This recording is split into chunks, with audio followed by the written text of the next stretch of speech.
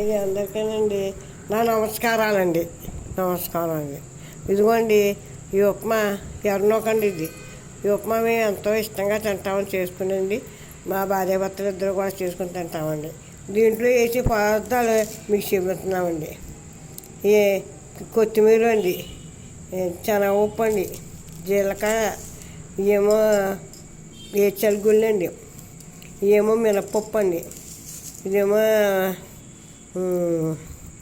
టమాటకాయలండి, ఇదేమో బంగాళదుంప ముక్కలండి, ఇది అల్లం అండి, ఇది ఆవాలండి, ఇది పచ్చిమిరపకాయ ముక్కలండి, ఇది కొత్తిమీర, కరివేపాకు ఇవన్నీ వేసి నూనె వేసండి వేపించి పొయ్యి మీద గ్యాస్ మీద పెట్టి వేపించాలండి.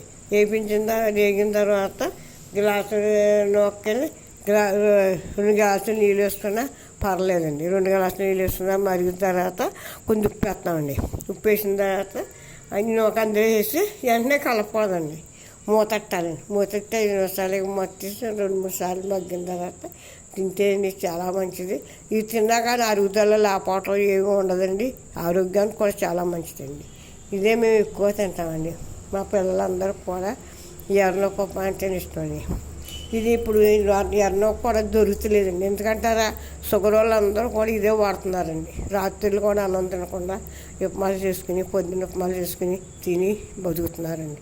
అందుకని మీరు కూడా చేసుకుని ఒకసారి తిని నాకు ఒకసారి మీరు ఫోన్లో చెప్తే నేను చాలా సంతోషిస్తాను. మీకు అందరికీ నమస్కారం, వందనాలండి.